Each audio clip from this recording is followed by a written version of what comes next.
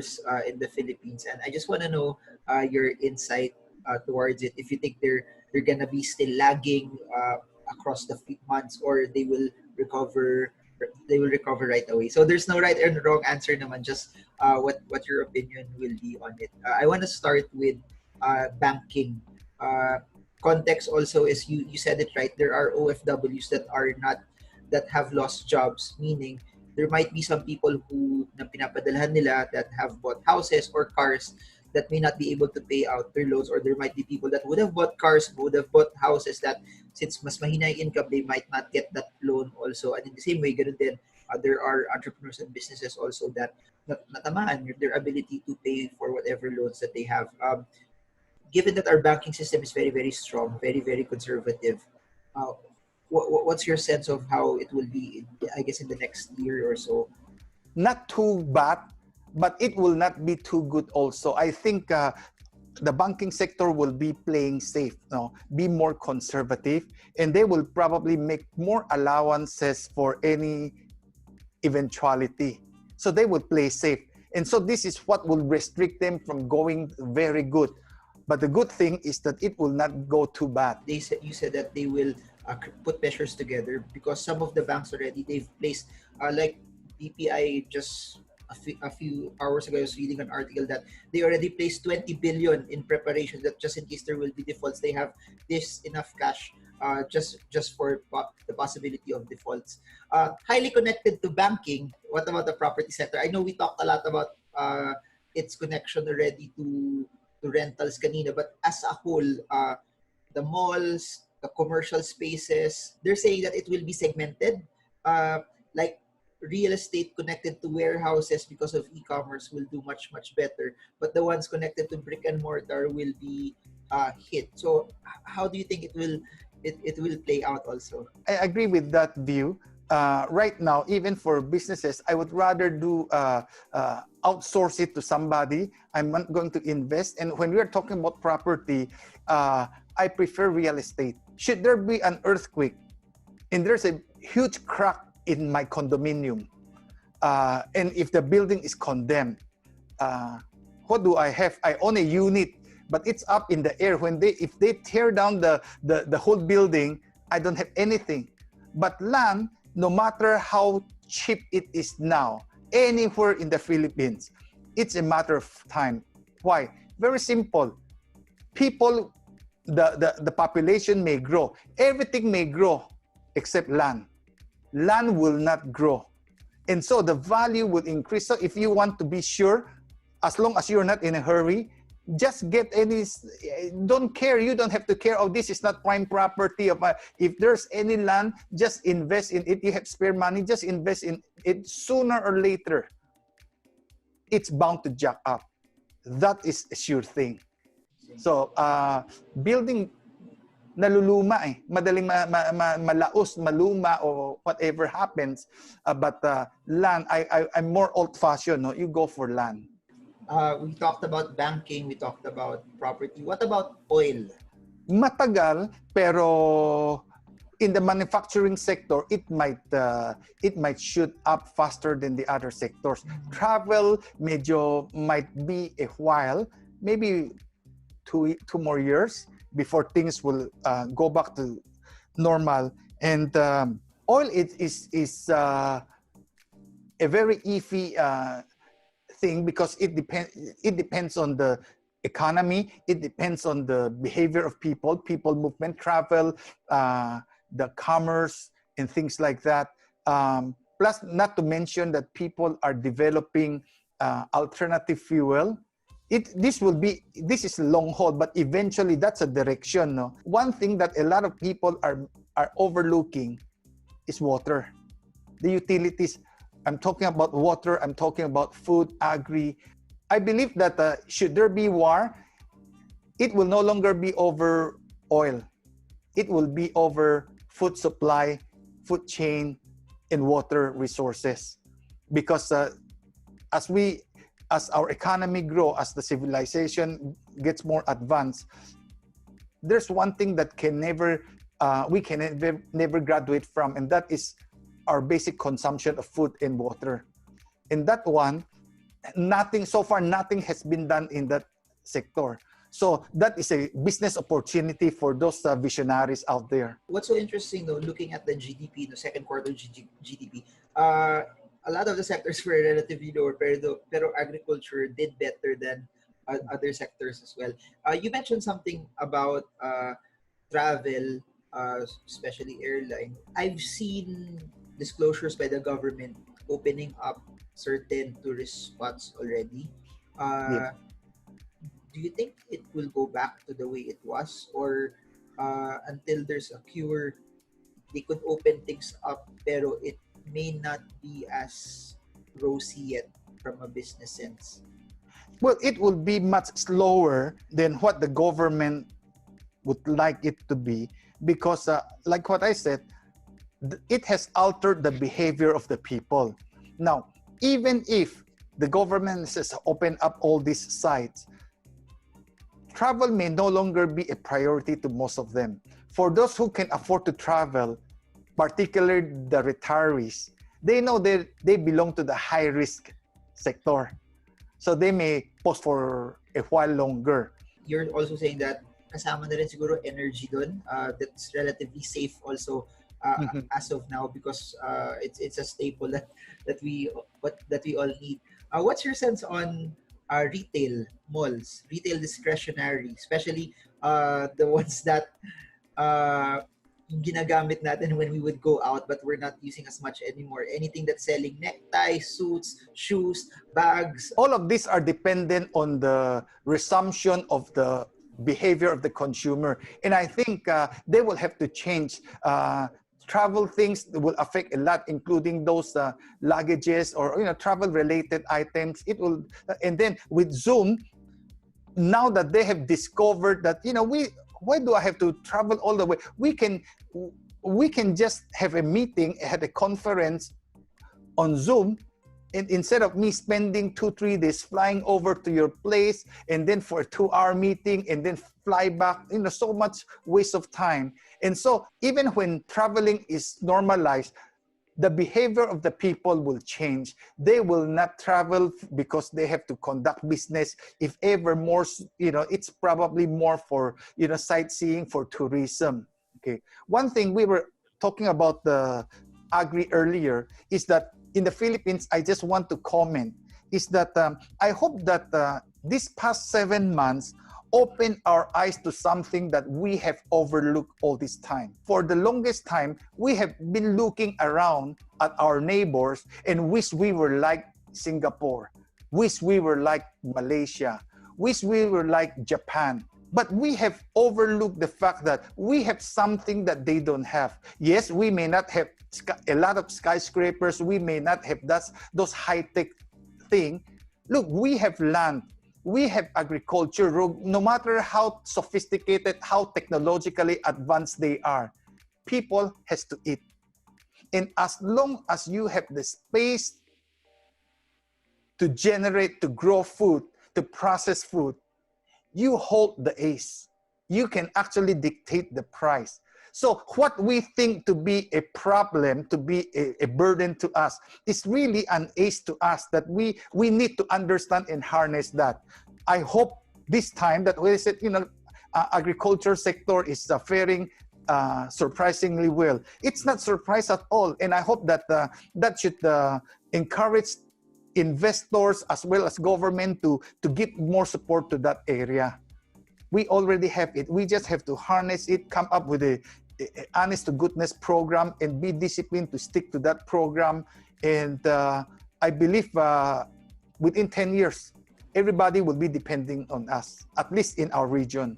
What's so interesting is you're not the first person on this podcast who said that. A lot of people have been saying it over and over and over, that agriculture should be the focus, should be also the shift, because there's a lot of opportunity there. You're not the first one. So to those who are watching this, that it's been said over and over and over that that's something that people should watch out for. I'm curious, necessities, supermarkets, drugstores, anything connected to raw materials that people will use at home. What I've seen also as a shift is people have been buying more items that will make them comfortable at home and also more gadgets because probably yung panggastos nila sa travel hindi sila makaka-travel. So I'll just buy this new laptop which will allow me to do these things. Mhm. Is this pang ngayon lang that when everything gets back to normal, you will see a decline in this, or because even anything connected to the internet like the backbone of it, PLDT and Clove, they have been doing well. What's your take on this? I think this will be a new direction for the world's population right now. Again, when you have a traumatic experience like we just had, the effect is long term. That will completely alter our behavior. We cannot just forget that or get over this.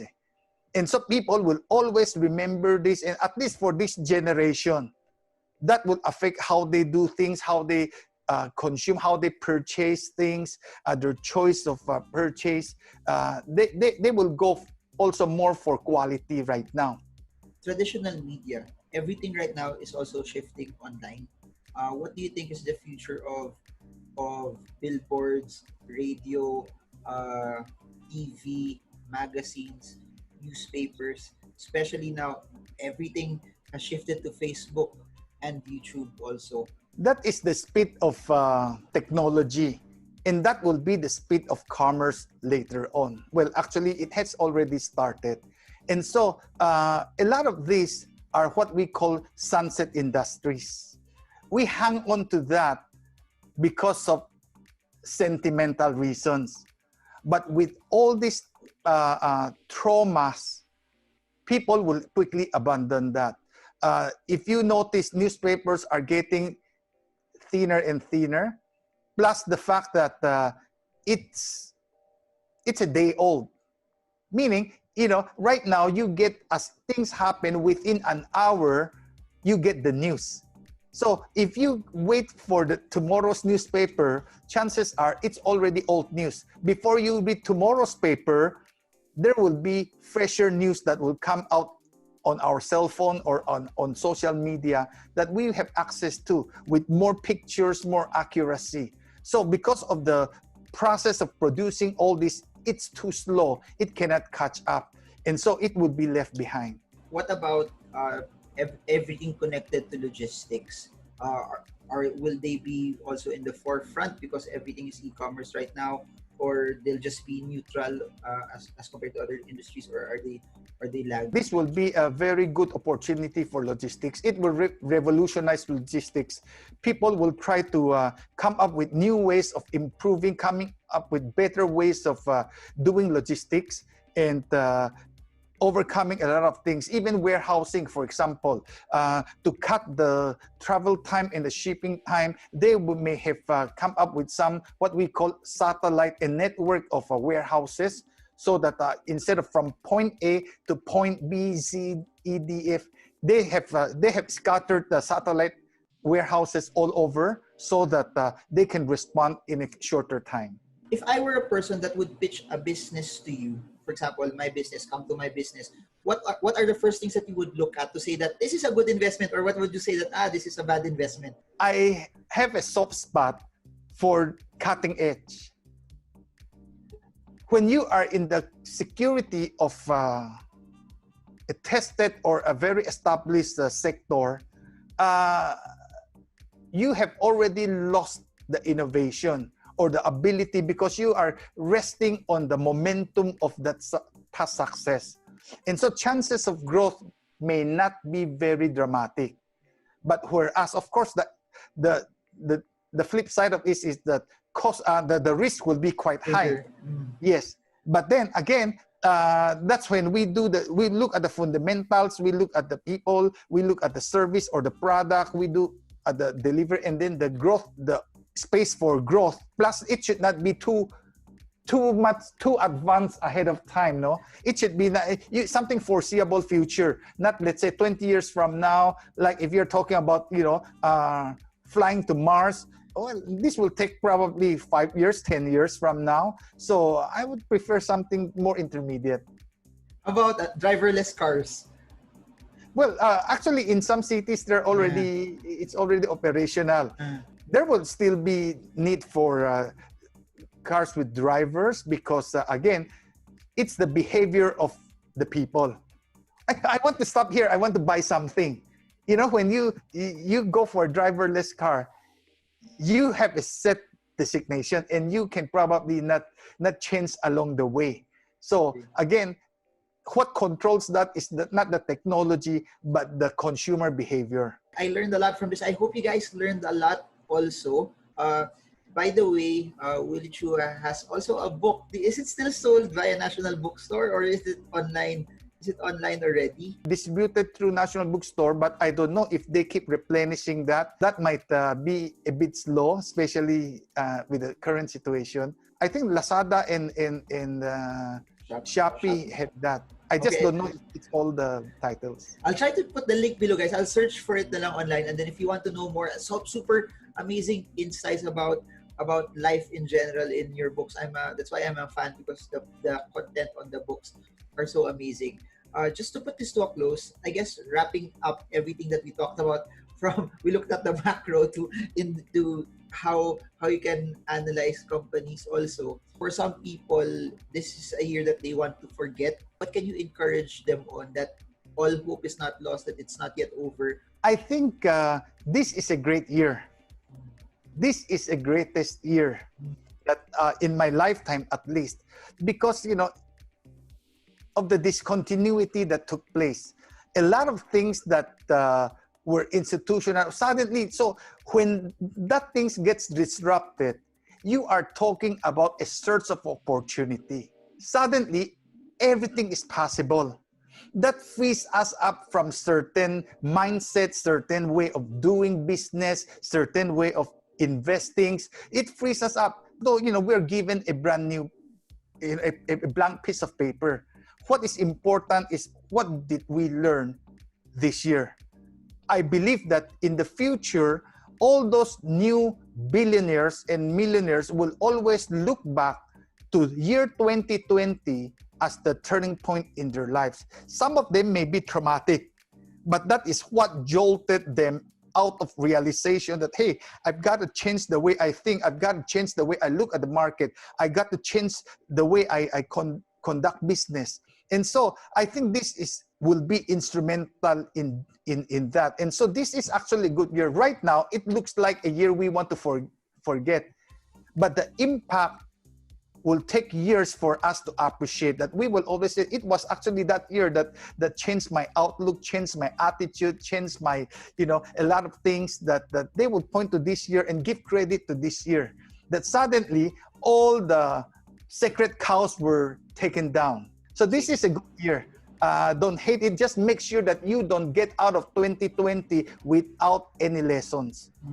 If you get end this year with 2-3 lessons, you have not lost. You have not lost, because those lessons will yield results in the coming years. Thank you so much. You're most welcome, Mr. Willie Chua. But before we put this to a close, ito yung inabangan ng lahat ng mga tao. Fast talk, no right or wrong answer.